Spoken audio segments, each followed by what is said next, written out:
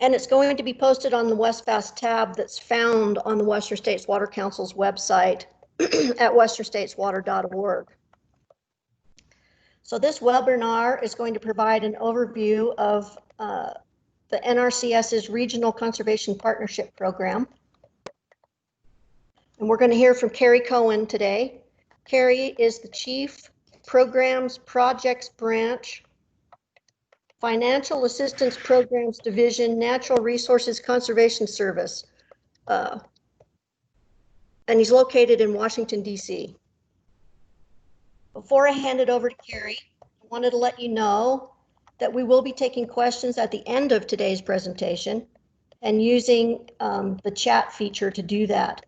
So if you do have questions as we go along, please don't hesitate to type up your questions in the chat feature, and I'll read them out loud at the end of the presentation. So with that, it looks like we're ready to go on Carrie's end, so I'm going to turn it over to you, Carrie. All right, Deb, thanks so much, and thanks for inviting me here.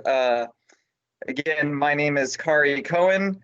I work at the U.S. Department of Agriculture, sort of at the beginning. And just to let everyone know, I'm having some network challenges today, so just, Deb, if you could let me know if you're having trouble with my audio or anything, I'd appreciate it. Okay. So I work at the Natural Resources Conservation Service. We're a private working lands conservation agency. So we have staff dispersed throughout the country, helping farmers, ranchers, private forest landowners get conservation on the ground. I do work in Washington, D.C. at our national headquarters. I run a team of folks that manage all of our projects-based programs. The Regional Conservation Partnership Program is one of those. It's the largest partner project-based we have, around $300 million annually. And what I'll do today is kind of go through the basics of RCPP and what it is, how it's changed in the relatively new Farm Bill. We still call it the new Farm Bill that was passed in late 2018.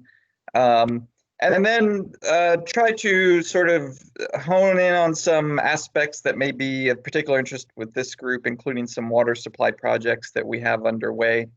And then at the end, I'll talk about some opportunities for RCPP that we have coming up for partners to apply. Okay, so let's see if I can get going here. So what is the Regional Conservation Partnership Program? It's really in the name. It's intended to be a true partnership between NRCS and what we call our lead partners, and then beyond the lead partners, the partnership that has been developed around any of these projects. We're looking to co-invest with our partners in targeted, innovative natural resource solutions. A little bit about RCPP. It was first authorized in the 2014 Farm Bill and reauthorized, as I mentioned, in the most recent Farm Bill in December of 2018. And again, it promotes this coordination of conservation activities with our partners. And the partners are bringing what we call value-added contributions, and I'll talk a little bit more about that later. Really, and the idea here is that these projects, the impact of the projects will be greater than what either NRCS or our partner could pursue and achieve on our own. And so we're looking at both on-farm activities, watershed level activities, and also regional natural resource concerns. So I don't know if folks are familiar with RCPP, but the first iteration of the program went from 2014 to 2018, and we funded 375 projects. There was really one way to apply to RCPP, and that was for the traditional RCPP program. But the 2018 Farm Bill kind of expanded the scope of the program and created what we now call 3 program components. The first is what everyone is sort of familiar with, what we affectionately call now RCPP Classic, and that's sort of the traditional program. The 2018 Farm Bill introduced this new concept of renewing existing projects that have been successful.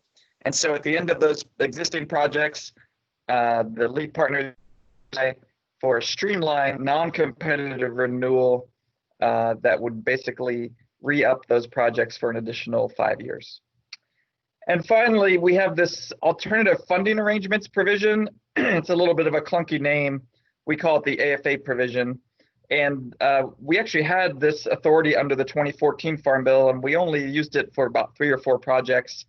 But the 2018 Farm Bill really expanded the scope and the idea of this AFA component to the extent that we actually run it now through a separate competition. We are in the middle of reviewing proposals for the very first AFA competition under the 2018 Farm Bill. And what this provision really tries to get at are even more progressive conservation approaches, the infrastructure projects that are hard to do through the RCPP Classic traditional program. So I won't talk too much about that today, but just know that it's another pathway that partners can engage with RCPP for interesting and progressive conservation.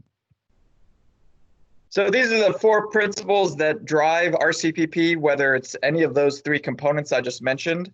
We're looking for projects that have impact, projects that can tell a compelling story and have are looking to achieve natural resource solutions at a regional or watershed scale.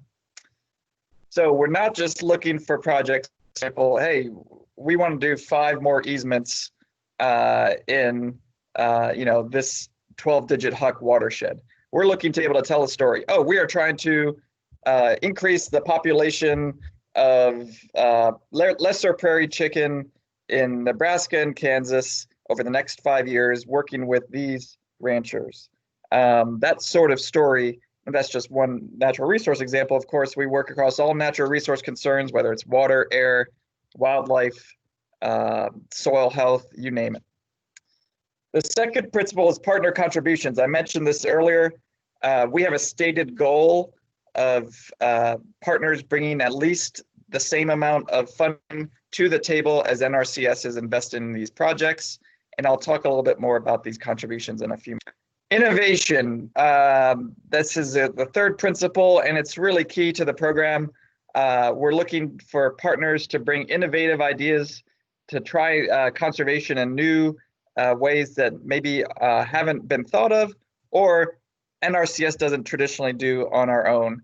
Certainly the AFA provision I mentioned earlier is an obvious avenue for these innovative ideas. The RCPP statute actually talks about funding pay for performance, funding environmental markets types of projects.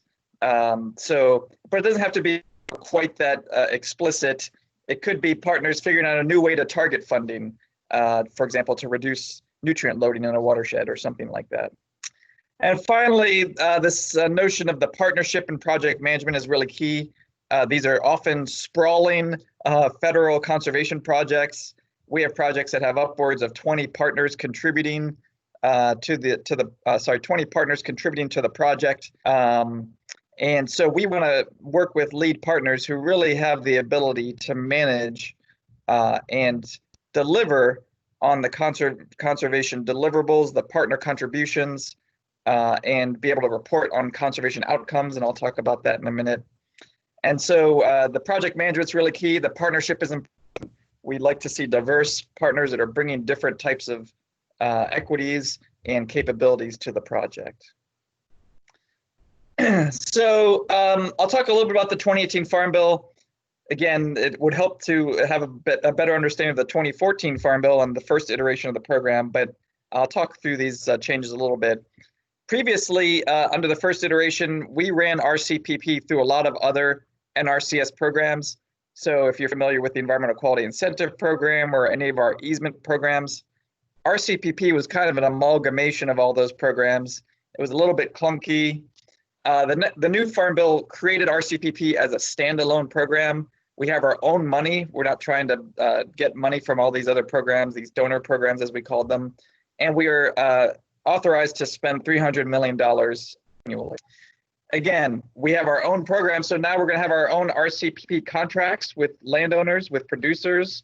We're going to have our own RCPP easements with landowners. And we also have a new agreement structure that I won't really get into today, but it's really designed to be a little bit more flexible and make administration of these projects a little bit easier, both for NRCS and for our partners. I mentioned the enhanced AFA provision. Previously, we had 3 funding pools that split up the money each year. we now just have two pools. One is called the state multi-state pool. And through that pool, we fund both small and large projects that are either within a single state or within a reasonable number of states. And then the other pool is called the critical conservation area pool, and I'll talk about that in just a minute. There's also this new emphasis on project outcomes. So each one of our projects now moving forward has to report on the conservation outcomes of their projects. They can't just say, oh, we worked with 20 producers, or we got this many contracts on the ground, or we did this many acres of riparian buffers. We want to actually know, or at least be able to estimate how many more sage grouse are out there as a result of these actions. How many pounds of nitrogen or tons of phosphorus have been reduced? How much soil erosion removed? All of those sorts of things. We're asking our partners to either model or measure or come up with a best scientific estimate for every project. So this is really critical. We're also asking them to consider doing the economic and financial outcomes. So if a series of producers are implementing conservation actions, how did that impact producers financially? We know that is obviously a very important element to agriculture in general, and certainly to conservation adoption. And then also there's this notion of social outcomes.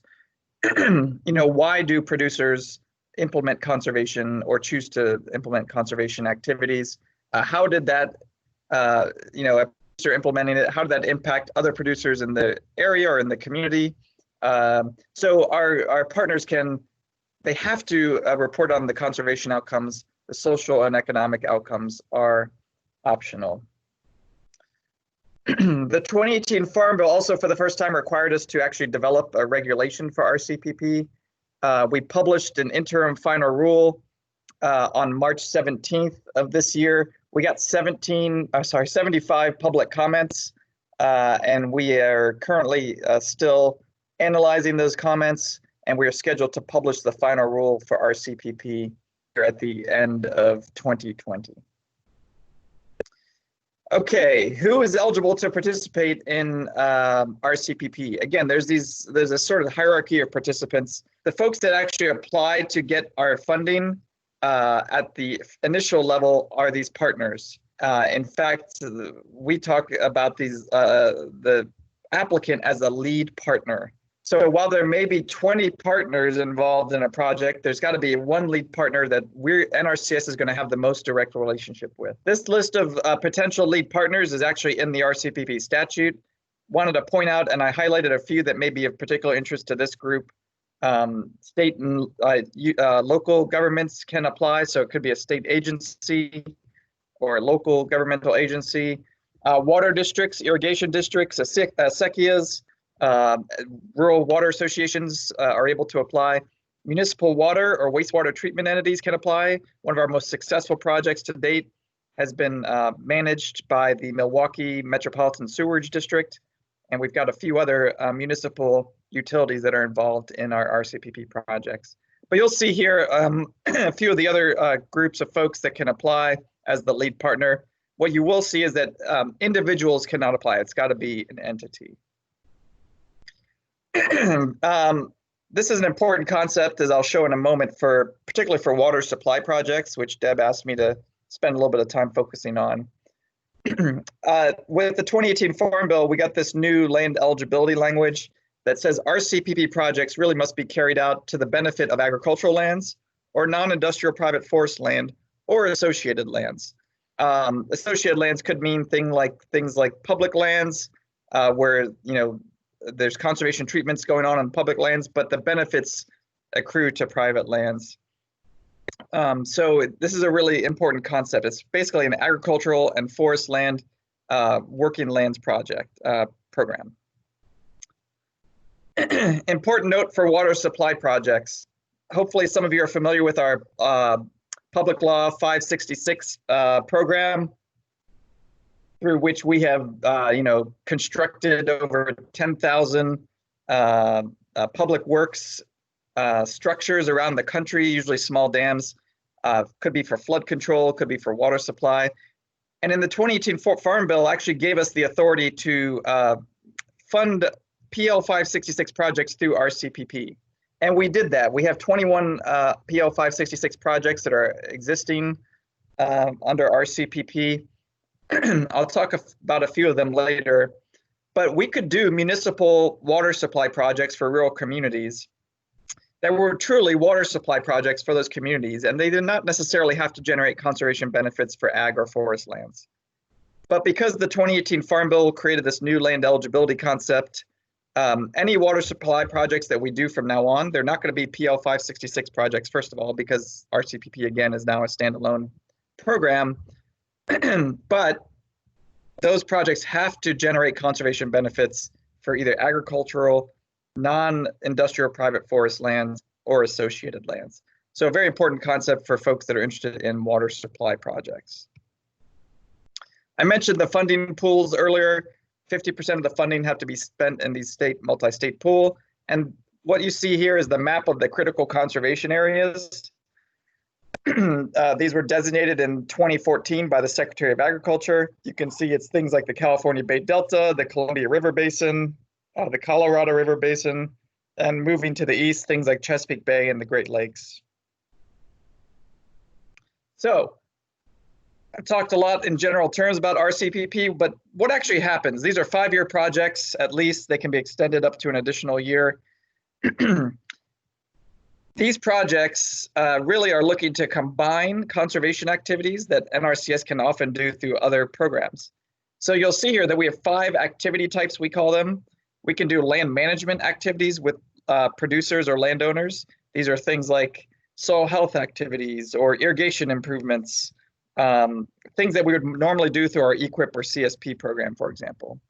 We also have, for the first time, land rental authority. We can do CRP-like conservation reserve program, where we enter into a land rental contract with producers.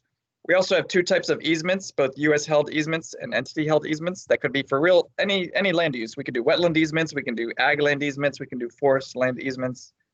And then again, perhaps most importantly for this group, we can do these public works contracts with local sponsors for water supply activities, for flood control, for wildlife habitat, all sorts of outcomes related to public works activities. So how does this work with the lead partner? Really what RCPP does for the most part is we're going to be spending NRCS conservation dollars. Most of the dollars are going to go out to landowners, producers, or local sponsors. What is in it for the lead partner? Well, the lead partner gets to tell us basically where to spend the money. So they could tell us, hey, we want to work in this watershed or this geographic area. They can tell us what resource concerns to spend it on, for example, water supply or water quality or wildlife habitat. They can tell us they want to focus it on these land uses, for example, forest land, wetlands, ag lands. They can influence the ranking of producer contracts or easements. Again, once we set up this project and say we're going to work on water quality in these 2 watersheds in Maryland, then producers and landowners in those watersheds can apply to the program. We have this ranking process, and our lead partners can influence who gets those contracts. And finally, lead partners can help bundle applications. So they can actually go out and find producers and say, hey, NRCS, we've got these 7 producers in those 2 watersheds that we want to be a part of our project, and we can give priority to those producers' applications.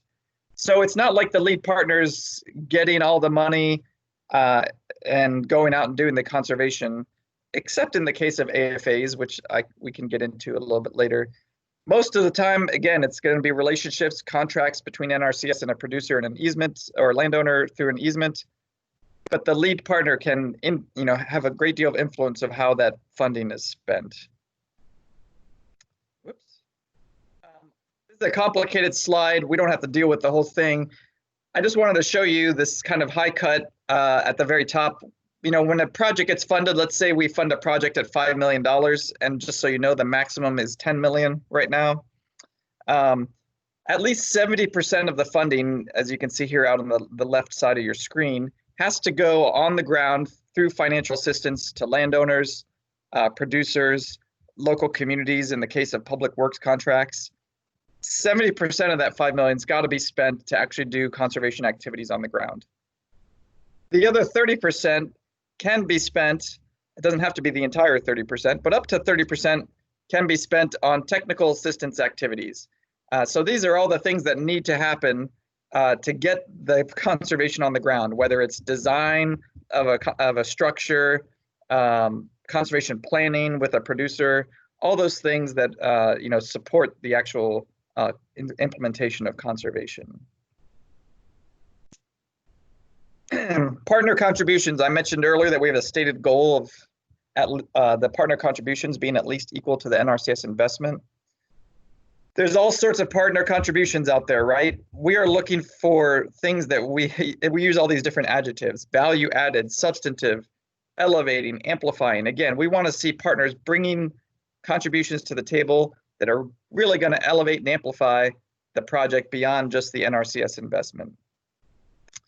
So even though there might be 5 or 10 or 15 partners that are providing contributions, the lead partner is the only one that we really have a relationship with when we sign a partnership agreement. So the lead partner really assumes the full responsibility of delivering the contributions. The 2018 Farm Bill makes a distinction between cash and in-kind, although it says that any combination of those are allowable. And also important for this community that I'm talking to here today is that we actually allow federal contributions as long as it's not a USDA agency. So for example, the Bureau of Rec, Fish and Wildlife Service, EPA, BLM, all of those federal agencies funding can count as partner contributions so long as the funding is being spent in the geographic area that the project is being carried out in, the resource concerns are the same, and they're related to project objectives. For example, if we have a grazing lands project out in the west and there's a checkerboard situation where landowners are mixed in with BLM land and Forest Service land, and we're working on grazing land improvements, and BLM is spending money in the same exact area on the same exact things, and the Forest Service is too. The Forest Service funding cannot count as contributions because it's a USDA agency, but the BLM funding potentially could count as federal, as partner contributions for the project. I talked about outcomes earlier. I won't spend a lot of time on this, but again, RCPP is a little bit being used as a guinea pig for NRCS to really try to get at the outcomes of our conservation expenditures. So historically, we have always reported on these outputs, which are the number of contracts that we've got, or the number of practices or conservation activities we put on the ground. But now we're asking our partners to go a step further and to report on the environmental, economic, and social outcomes of their projects. This slide basically says the same thing, so we're going to move along. Okay, so Deb asked me to give a couple examples of water supply projects that we have underway in RCPP. And so I've got a few here. I'm by no means an expert on these projects. Actually, we pulled together some information earlier in the year in February about our watershed public works projects. And so this information is kind of coming from that. If you have specific questions about these projects, I can hook you up with folks that have a great deal more expertise. So we have a project in Colorado in the lower Gunnison Basin, and the lead partner is the Colorado River Water Conservation District. This project combines both on and off-farm irrigation infrastructure improvements, and about $6 million of the project, that's an over $7 million project, over $6 million is in PL 566 funding for off-farm irrigation infrastructure improvements. So this could be working on mains, laterals, large ditches. Again, normally NRCS is working on farm with producers, but through PL 566, we can do these off-farm infrastructure investments. As I'm sure many of you are aware, these larger infrastructure projects can take some time to get going because there's got to be a watershed plan and at least an environmental assessment, if not an EIS. But as of this February, our partners had secured approval of the watershed plan and the EA and had actually progressed to construction. Here's another example from Texas, and there's an entity down there called the Lower Colorado River Authority This is the Texas Colorado River, not the larger Colorado River that is in Colorado and Arizona, for example. But what this project did was to propose to construct an off-channel reservoir to increase irrigation water supply for rice fields in the lower Colorado River. Again, this was over a $7 million RCPP investment. This one has been held up a little bit. The watershed plan was completed, but the project is on hold. We've had some challenges in this case with the project, and the availability of construction funds is in question, not the RCPP funds, but the project sponsor was going to provide additional funds beyond the RCPP funds that were needed to really construct this off-channel reservoir. And we're trying to figure out if those funds are truly going to be available. This is not an unfamiliar situation with these PL 566 projects. Again, these are large projects that have a lot of moving parts, and often we get into the project and one of the moving parts bogs down. That doesn't necessarily mean the project is dead, but sometimes we just need to sort of move around and figure out a way to move the project forward. The last one I'll talk about is one that we just funded. We announced this in April as a part of the first awards under the 2018 Farm Bill that we've done on RCPP. This is in the lower Colorado River Basin, the big Colorado River Basin. It's called the Central Arizona Regional Irrigation Efficiency Project.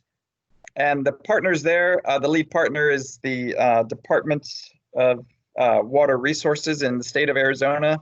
They're proposing to increase water supply for irrigation in 5 Arizona irrigation districts, as well as undertake water efficiency efforts.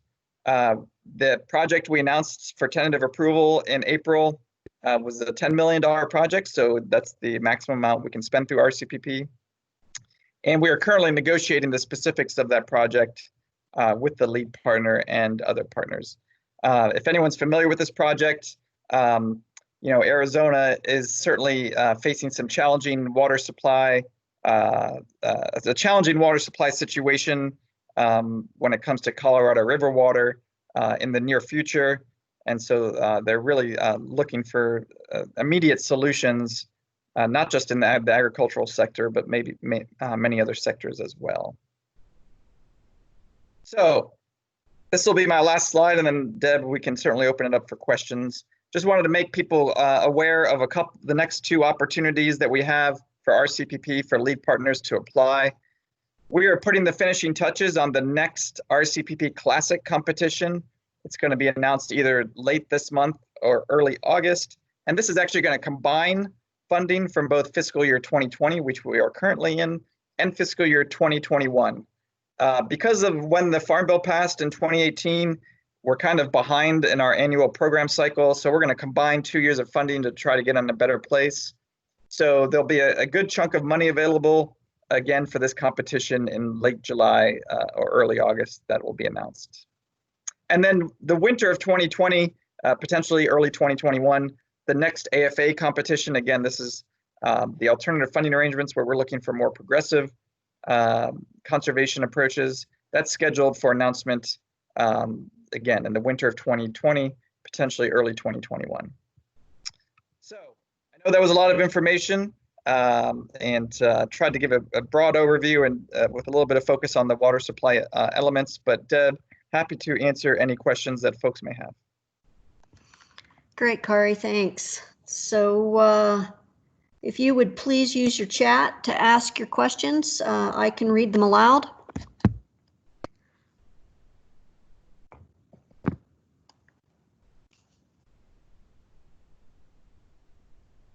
So while we're waiting for some questions to come in, I just have one quick question. So I think one of the objectives of the presentation today was to go over some outcomes. And I think as we were trying to set this webinar up, Kari, you had mentioned that some of the projects had just been initiated and we haven't really come to a place where there are outcomes yet. Is that correct?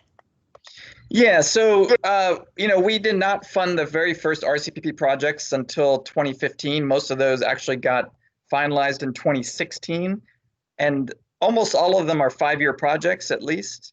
And so, again, I mentioned that we had funded 375 projects under the 2014 Farm Bill. I think something like 30 have finished. So a very small number, and all of those finished within the last 6 months. And so these are long-term projects. It's going to take some time for us to obviously get the results in and try to, put each of these projects into some sort of coherent story. As I always tell my staff, every one of these projects is a conservation story. And we've started actually a website, a web page within our RCPP website where we are telling those stories. I think we have 8 or 10 of them up right now. We're looking for projects that can tell that compelling conservation story, talk about the outcomes, the impacts on rural communities, the impacts on wildlife populations, on water quality. And so as time goes on, as more of these projects finish, you'll see us telling more and more of those stories. Okay, great. So I have a couple of questions coming in. The first one's from Jessica Reamer, and she's with Western States Water Council. She says, thanks for your presentation. To what extent do you work with scientists on funding new approaches to conservation? Or do partners typically bring those innovative ideas to the table? It's a great question. So we often see that scientists, whether it's a federal scientist or an academic at a institution, a university or college, we often see our lead partners bringing those sorts of folks onto projects. So again, all of these projects are applied for by our lead partners. And I'll give you one example. So recently I looked at a proposal where it was a state agency that had proposed to do a wildlife habitat project, and they were bringing on it was a fish habitat project, and they were bringing on a university scientist who was actually going to do the fish monitoring and try to do the estimates of the outcomes. So they were going to go out, and once the conservation treatments were in the ground or in the streams, they were going to go out, and the scientists were going to go out and actually do the fish monitoring and be able to report on the outcomes of the conservation treatments. So that's just one example, but yes, we often see scientists and academics a part of these projects. Again, it's less common that they are the lead partner. Usually they're just a part of a larger project. Okay, great. Okay, next question's coming in from Lori Zeller.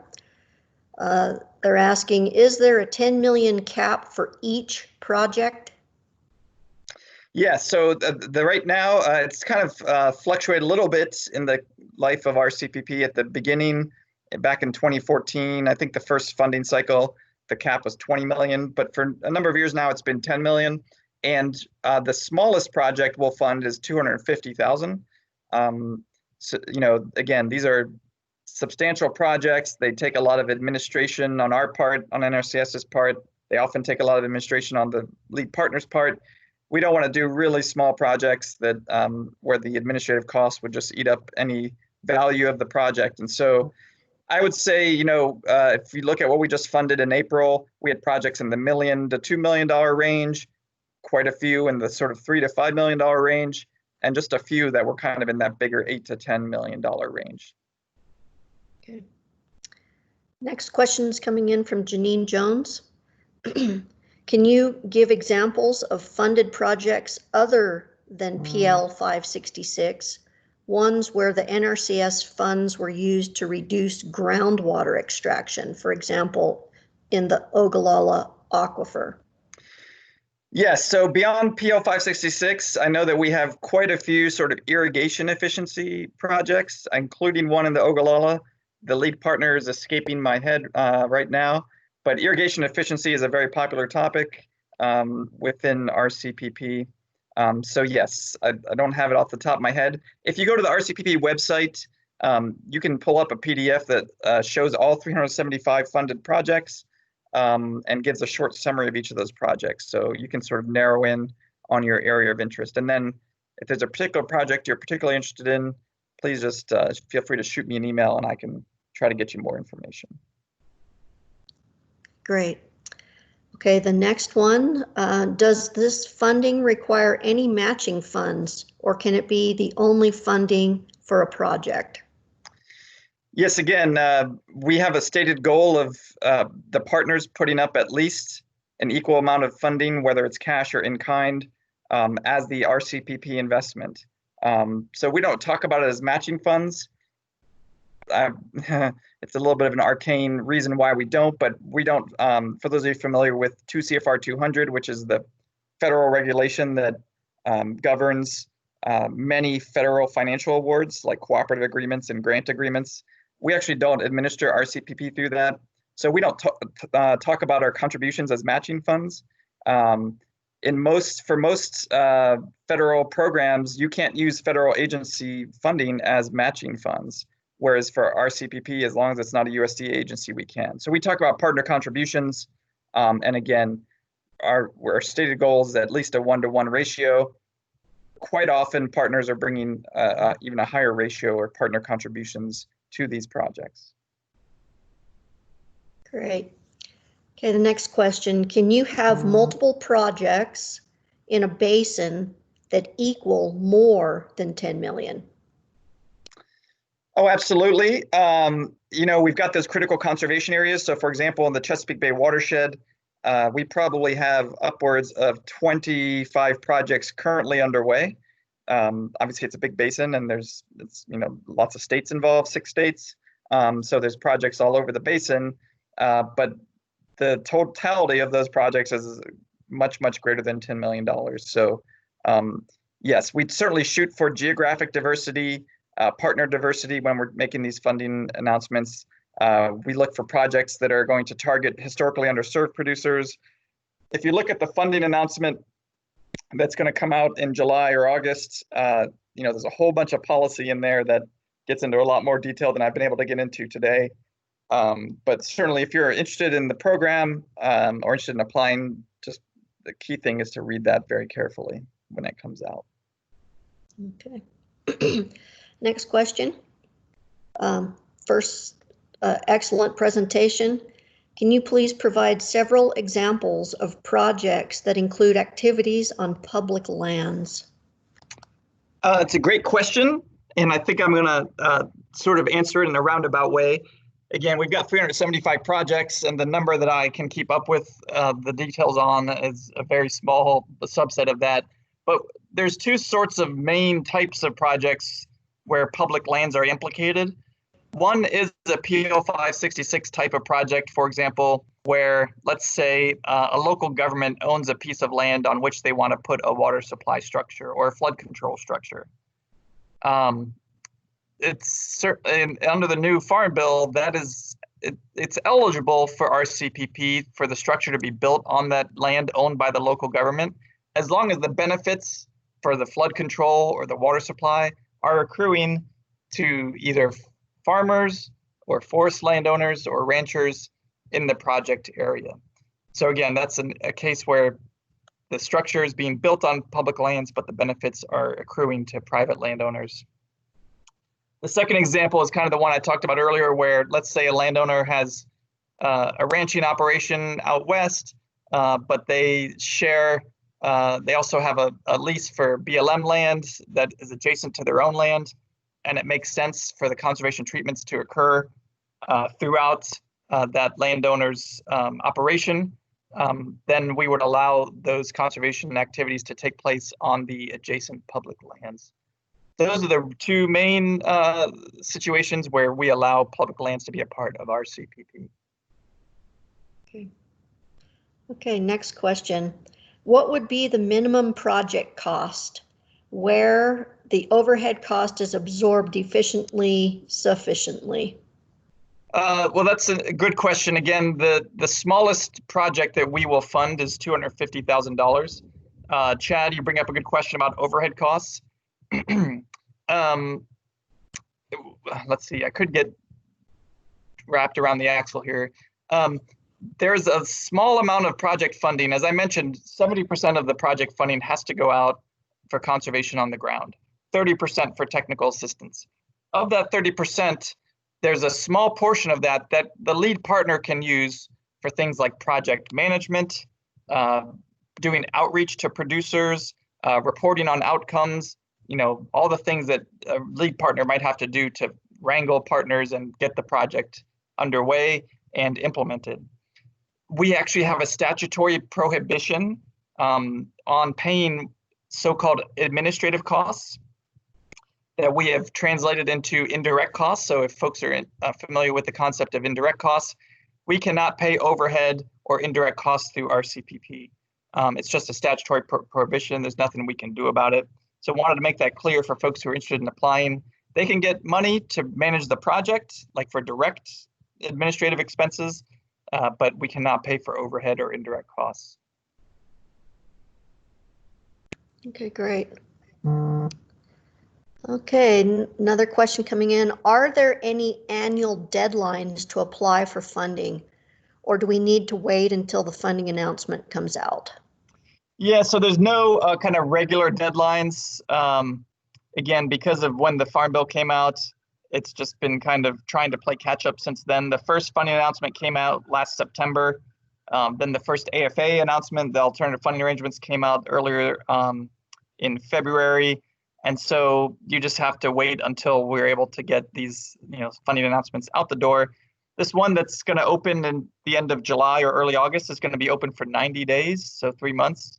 Back in the day, it used to be 60 days, but certainly understanding the stress that folks are under and the difficulty of pulling together these large partnerships during the pandemic, it's going to be open for 90 days. So hopefully that will be sufficient for folks to pull together proposals.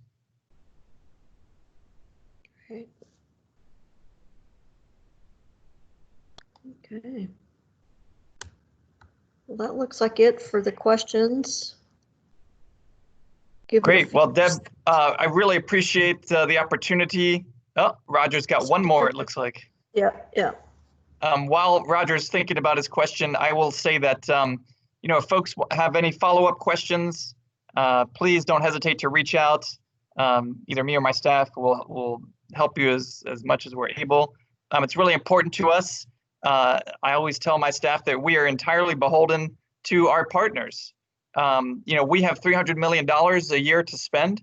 And if we don't get good, compelling projects in, proposals in, then we're going to be spending our funding on projects that we're not really that excited about. So, we'd love to do webinars like this and do outreach to our stakeholders. So please consider applying, spread the word far and wide to your networks that the next funding announcement is coming out soon. Yeah, can you hear me? I just unmuted myself rather than type. Yep, we can hear you, Roger. So I was just trying to understand the match and the funding, and I think it's great that you can use federal funds as a match, because like in our WIFIA program, federal funds can only be used up to like 70 or 80%, or it had been. That might have changed, but anyway. So if you've got some folks in a watershed area, maybe not a basin like the Colorado River or the Chesapeake Bay, they're already using EQIP funds. How does that, and there wants to be, they pull together and to do an RCPP kind of over top of areas that are using EQIP. So how does that work? That wouldn't be able to be used as part of the match, right? But you could still use the EQIP funds within an RCPP area. You just wouldn't get credit for it as part of the match, right? Correct. Any USDA funding, whether it's NRCS or some other USDA agency, cannot be used as partner, or they can't count as partner contribution for the project. And beyond that, of course, through RCPP, we can't pay a landowner for the same activity that they're getting funding for through EQIP, for example. But certainly if you're in a 12-digit HUC and there's landowners using EQIP to do some, water irrigation efficiency projects, and the partners are looking to increase the number of producers in that watershed that are doing those irrigation efficiency improvements, certainly RCPP can be used to do that. We just can't pay the same producer twice for the same thing.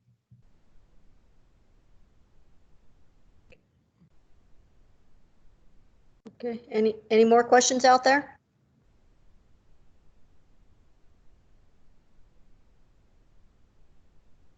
Okay, well, I want to thank everyone for joining today. And I especially want to thank you, Kari, for your time and providing us with this really great presentation today.